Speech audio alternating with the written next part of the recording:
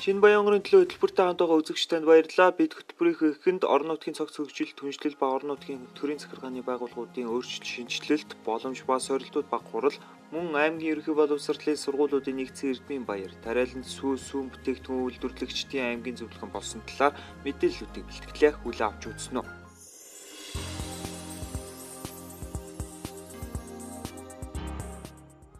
Орон нутгийн цогц хөгжил, түншлэл ба орон нутгийн төрийн захиргааны байгууллагуудын өөрчлөлт, шинжилэлт, боломж ба сорилтууд баг хурал өнгөрсөн 7 хоног Шаргалзуу Таршин соёлын газрын хурлын танхимд боллоо. 4 дахь удаа зохион байгуулагдсан тус хурлаар төрийн байгууллагын ажилтан албаагчдын чадварыг нэмэгдүүлэх чиглэлээр мэдээлэл өгсөн юм а. Монгол орнд тулгамдсан энэ асуудлыг барьж яваад 4 аймагч болсоод ингээд шийдээд цаашдаа нэг загвар болгочихсон гэдээ явж байгаа энэ санаачлага бол туйлын чухал. Баг хуралд оролцогч 4 аймгийн тухайд өөр өөрийн нийгэм эдийн засгийн онцлог таарсан өөрчлөлт шинжилгээг төслийн хүрээнд хийсэн байна.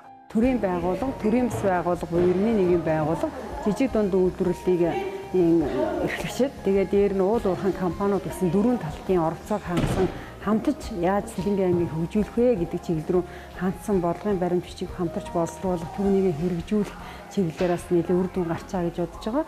Аймаг бол одоо хөгжлийн гарцаа тодорхойлох, тодорхой үр дүнд хүрэх, төрийн үйлчлэгээ иргэдэд одоо төрийн шуурхай хүргэх, төрийн болон төрийн бус байгууллага, жижиг дунд үйлдвэрлэлийн эрхлэгчид, уул уурхайн компани хоорондын ажлын үеийн холбоо сайжрах, төрийн бодлого шийдвэр нэг мөр хэрэгжих гэдэг ийм маш олон давуу талууд бий болж байгаа.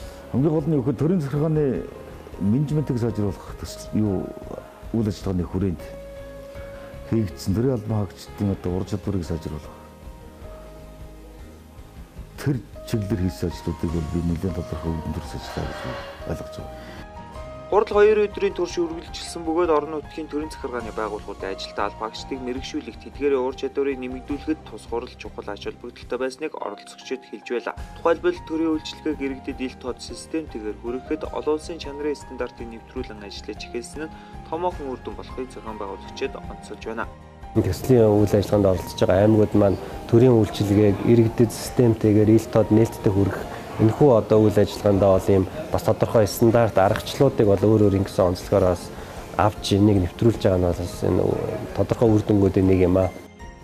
Орон нутгийн цогц хөгжил, түншлэл, хөтөлбөр, Сэлэнг, Увс, Өвөрхангай, Баянгор гэсэн 4 аймагт хэрэгжсэн бөгөөд дээрх аймагуудын 3 нь өнгөрсөн жил үйл ажиллагаагаараа улсдаа тэргүүлсэн. Тодорхой хэмжээнд амжилттай ажилласан байна. Үүнээс үзэхэд хөтөлбөр үр дүнгээ өгч байна гэж сургалтыг зохион байгуулагчид үзэж байгаа юм. Нэг зүгт, нэг чиглэлд, нэг мэдээлэлтэй нэгэн зэрэг одоо хамтарч эвсэг ажиллах юм бол бид нар бол орон нутгийн хөгжил бол орон нутагт аймаг одоо хөгжих бүрэн боломжтой. Орон нутгийг хөгжүүлэхэд хамтын ажиллагаа хамгийн чухал. Тэр дундаа төрийн болон төрийн бус байгууллага, иргэд аж ахуйн нэгж байгууллагууд нэгэн сэтгэлээр хамтарч ажилласнаар тодорхой үр дүнд хүрэх бүрэн боломжтой. Иймд хуралд оролцогчдын зүгээс тус хөтөлбөрийг зөвхөн 4 аймагт төдийгүй улс даяар хэрэгжүүлж төслийн хүрээнд зохион байгуулагдсан 4 талт түншлэл, төрийн байгууллагын ажилтан албаагчдыг мэрэгшүүлэх, аж ахуй нэгж уул уурхайн компаниудыг хариуцлагажуулах, төрийн бус байгууллагуудын ойлголтыг нэгтгэх, иргэдийн санаа бодолд өөрчлөлт оруулах сургалтуудыг явуулах хэрэгтэй гэх саналыг дэвшүүлж байсан юм.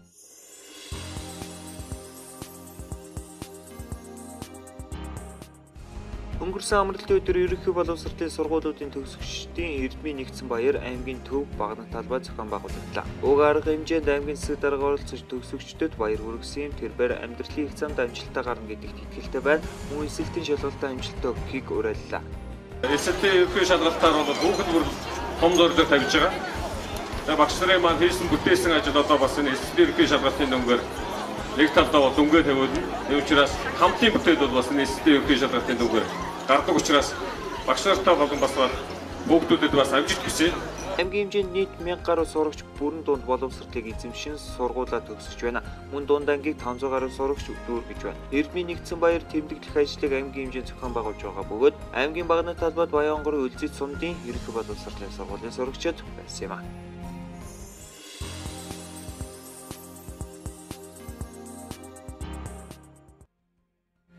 Тариалан цэс өмнө бүтээгдэхүүн үйлдвэрлэгчдийн аймгийн зөвлөгөөний сургалт боллоо. Баянгор аймаг нь малын тоогоор улстай ихний тоод багтдаг энчүүднээс мал аж ахуй түшгэлсэн эдийн засгийн аймаг юм. 2016 оны Баянгор аймаг нь баялаг бүтээгчдийн дэмжигчил болгон зарласан төдийгүй энэ чиглэлээр тодорхой үе шаттай ажлуудыг хийж эхлээд байгаа билээ. Үүний нэг нь тус зөвлөгөө юм.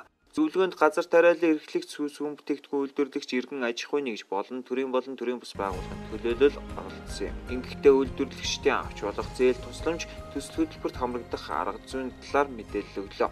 Улмаар аймгийн хэмжээнд үйл ажиллагаа явуулж буй баялаг бүтээгчид тогтвортой үйл ажиллагаа явуулах боломж хүрдэх юм. Шинэ Баянгорын төлөө нэвтрүүлэгтэй хамт байсан үзэгчдэнд баярлалаа. Дараагийн нэвтрүүлгээр иргэн уулзлаа. Түр баяртай.